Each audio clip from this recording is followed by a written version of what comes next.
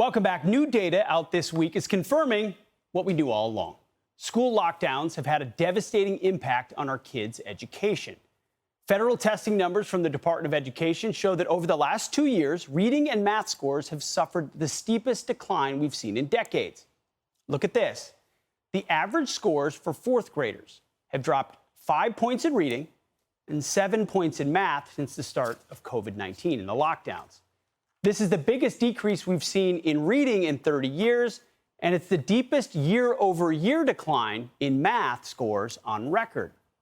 These numbers are indeed alarming, but they're part of an even more alarming trend. Proficiency in reading and math, they've been on a downward slide for better part of a decade, and COVID made it worse.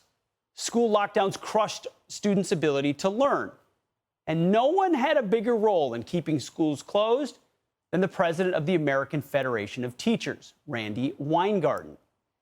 She fought tooth and nail for kids and teachers to stay at home as long as possible. And now she's rewriting history. Given the effects of that disruption, do you have any regrets for not advocating in a more strong fashion for a faster return to in-person learning? So this is where I'm going to really disagree with you. I mean, I personally have been pushing for the return to in-person learning since April of 2020. Could we overcome all the fear? I wish we could have. But I don't think it's anybody's fault that we didn't understand what was going on in terms of schooling. April of 2020? It's a flat out lie. And lucky for us, we have the tape to prove it. Randi and her teacher union friends had zero interest in returning to the classroom. We have an obligation to make remote better, because until we can really decrease community spread throughout the United States, distance learning and distance working is going to be a fact of life. The reason we raise the issue about, as a last resort, on a local basis, a safety strike action, is because we're really concerned as schools start opening in August that you got the deniers and you got the magical thinking. We know that kids need in-person learning and that remote instruction is no substitute for it, but it has to be safe. So she said she's been fighting for it since April of 2020. All of those clips are from July and August of 2020. We have the receipts. They say they're all about protecting the kids. But if these people really wanted to make schools safer so kids could return to the classroom, they would have actually spent, I don't know, the money designated for COVID changes in schools to make it easier to reopen. I mean, isn't that what they say they wanted all along? More money. Well, get this. Of the $122 billion in federal money set aside for schools, barely over $15 billion has been spent. That means almost 90% of the COVID money is untouched. I'm sure they'll spend the remaining $100 billion very wisely. How many diversity, equity, and inclusion advisors and counselors can you hire for that? And it gets worse. They're not taking any responsibility for the damage they've caused. Instead, they're passing the blame on to somebody else, and you know who they're blaming. Here's what Education Secretary Miguel Cardona said this week, and I quote, "Today's data confirm the significant impact the prior administration's mismanagement of the pandemic has had on our children's progress and academic well-being. We must repair the damage done by Orange Man Bad, Donald Trump's mismanagement of the pandemic, and we will." What world are these people living in? Donald Trump said over and over again, open the schools. We got to go to school. We got to open up. We got to open up our schools and open up our businesses. I want to just say get open in the fall. We want your schools open. Children are at the lowest risk of any age group from the virus. Indefinite school closures will inflict lasting harm to our nation's children. He said what we knew. Kids are at the lowest risk. Surprise, surprise, Donald Trump was right all along. But when we look at the big picture, the damage caused by school lockdowns is just a small piece of the puzzle. The slow motion implosion of our education system is building for decades. We're just now noticing. In my book, I called it the COVID-16-19 moment. Because with parents seeing what their kids were being taught in their Zoom classrooms, it became impossible to ignore. Public schools, more accurately called government schools, are no longer focusing on teaching kids the essentials, reading, writing, arithmetic, history, civics, however you say arithmetic. Instead, they're poisoning young minds with gender fluidity and race and sex ed. It's sheer indoctrination in red states and blue states, rich cities and poor cities, government schools and private schools. It's serious stuff. You might say it's a threat to our republic. You can't keep a country if you're teaching kids to hate that country.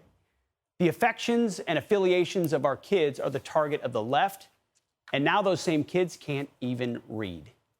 Rachel Campos-Duffy is my co-host on Fox and Friends Weekend, and Karol Markowicz is a columnist for the New York Post. Rachel, sound off. They're admitting that kids are falling behind, but it's Donald Trump's fault. Yeah, they do not get away with gaslighting us on this. Fauci, Biden, Walensky, Randy Weingarten from the union, which you covered well, all of them fought to shut down our schools. And not only did they shut down our public schools, they went after the private schools, the Catholic schools. They tried to get them to shut down because they couldn't have them open, proving that no kids were they said kids are going to die if you keep the schools open. And Catholic schools proved that you could do it. And by the way, you could keep the schools open. No one's going to die. And by the way, they didn't need all those billions of dollars that you talked about that are now going to go to all these diversity and CRT programs and transgender programs in our school. They didn't need that. You know who did stay open, Pete?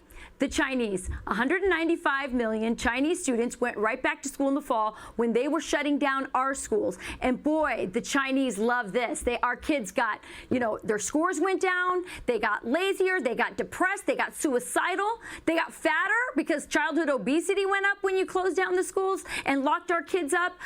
All of this, Chairman Xi couldn't have thought of a better plan to undermine our future.